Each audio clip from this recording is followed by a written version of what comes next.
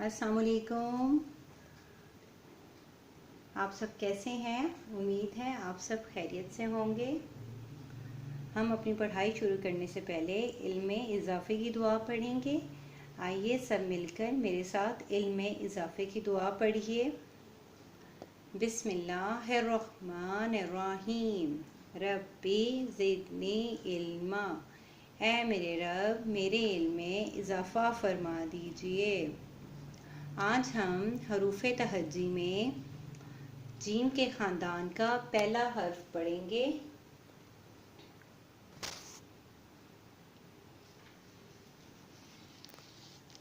Gym. और gym की आवाज़ क्या होती है? ज। जीम की आवाज़ क्या होती है? ज।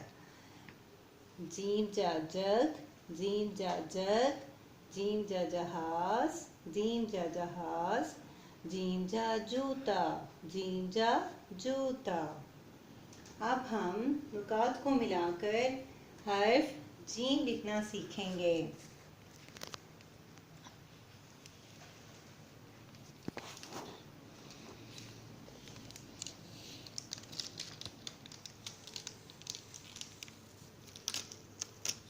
जीम।